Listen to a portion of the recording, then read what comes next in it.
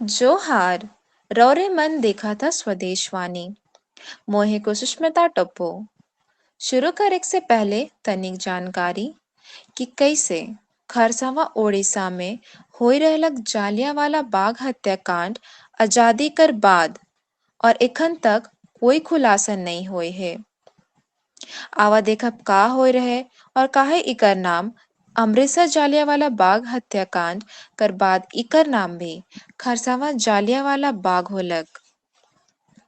स्वतंत्र भारत में 1 जनवरी 1948 के खरसावा गोलीकांड कर तुलना जालियांवाला बाग हत्याकांड से करल जायला। ओडिशा सैन्य पुलिस मन से करल जा रहे गोलीबारी में 35 आदिवासी मन कर मोरल कर पुष्टि हो रहलक।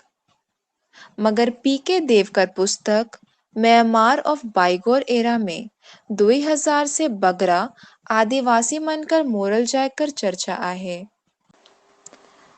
कोलकाता से प्रकाशित अंग्रेजी दैनिक द स्टेट्समैन 3 जनवरी 1948 के 1 नंबर में छाप लें।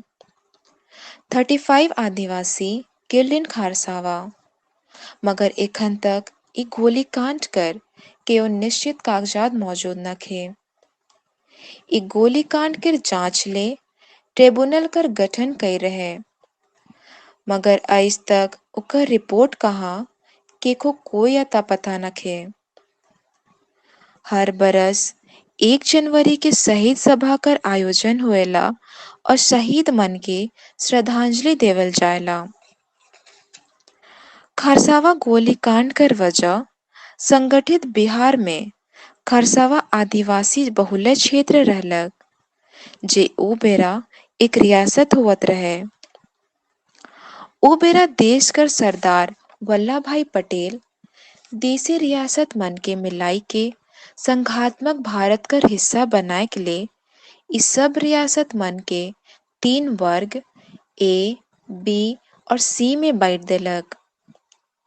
ए वर्ग कर में भारत कर बड़का रियासत मने, बी वर्ग कर में मध्यम और सी वर्ग कर में छोटका रियासत मन रहला। खरसावा भी एक छोटका रियासत रहलक।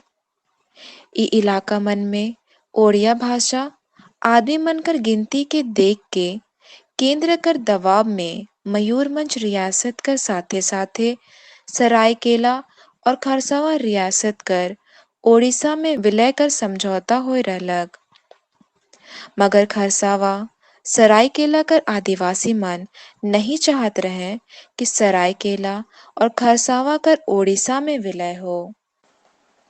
ओहे दिन से आदिवासी मन दूसर झारखंड राज्य कर मांग करत हैं। 1 जनवरी 1948 के ई 3 रियासत मन कर सत्ता कर हस्तांतरण भी हुए रहलक मगर इकर विरोध में और दूसर झारखंड राज्य कर मांग करत रहे आदिवासी समाज के 50,000 आदमी खरसावा में आए रहे। इस सभा में भाग लेवे के लिए जमशेदपुर, रांची, सिमडेगा, खूंटी, तमाड़, चाईबासा और दूर दूर के इलाका मन से आदिवासी आंदोलनकारी अपन पारंपरिक हथियार मन से युक्त होय के खरसावा पहुंच रहलक। आंदोलन की अगुवाई करता जयपाल सिंह मुंडा रहलक मगर ओ दिन उ खरसावा नहीं पहुंचलक।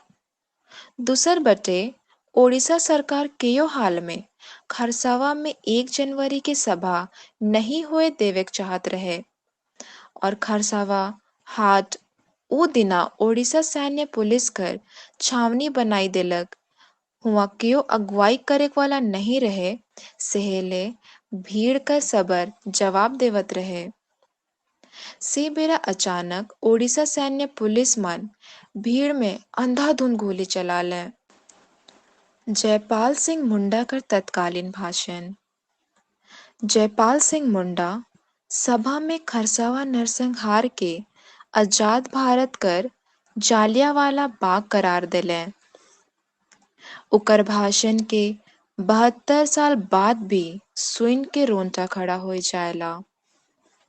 जनरल डायर तो अंग्रेज रहलक जे अमृतसर कर जालियावाला बाग में बेरहमी कर सोप सीमा पार कर दे रहलक। मगर आजाद देश कर प्रांत बेकसूर आदिवासी मन के साथे जे होए रहलक ओ आइज भी माफी कर काबिल नखे। जयपाल सिंह 11 जनवरी के दे रहलक भाषण में कहलक, जैसे ही गोलीबारी खत्म होलक खरसावा बाजार में खूने खून दिखत रहे, सोप बटे लाशें बिछल रहे, घायल मन तड़पत रहे, पानी मांगत रहे। मगर ओडिशा प्रशासन न बाजार के अंदर केको आवेक दिले, न हुआ से केको बाहर जावे के लिए इजाजत। घायल मन बड़े मदद भी पहुंचे नहीं दिले। आजाद हिंदुस्तान में ओडिशा जालियावाला बाग कांड कर दिले।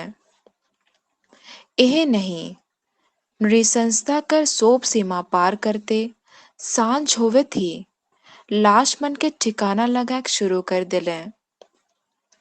6 ट्रक में लाश के भर के या तो दफन कर दिले या तो जंगल में बाघ मन के खाए के लिए फेंक दिले। नदी कर तेज धारा में लाश फेंक दिले। घायल मन कर साथे तो और भी बुरा बर्ताव कर ले। जनवरी कर जाड़ रात में कहारते आदमी मन के खुला मैदान में तड़पे के लिए छोड़ देलक और मांगे कर बाद पानी भी नहीं दिले। बिहार कर प्रथम मुख्यमंत्री श्री बाबू केंद्र के लिखलक चिट्ठी।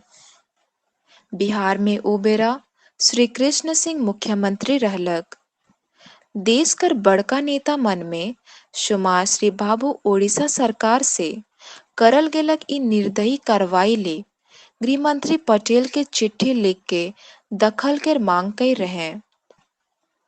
जवाब में पटेल भी केयो कीमत में खरसावा कर ओडिशा में विलय कर विरोध करलक। आखिर के रहलक खरसावा कर जनरल डायर। ई गोलीबारी कांड के लेके 7 दशक से बगरा समय बीत चाहे। बहुत जांच कमेटी मन भी बनलक, मगर आज तक ई घटना कर केयो रिपोर्ट नहीं आलक। 73 साल बाद भी इकर खुलासा नहीं हुई है। 1 जनवरी 1948 के होई रहलक कैसे शहादत देवल गेलक उकर सबूत एखन तक दस्तावेज मन में कैद रहलक, मगर पहली बार इस सबूत सामने आवा थे। बिहार सरकार इकर जांच रिपोर्ट भी तैयार कर रहलक, मगर वो आज तक सामने नहीं आलक।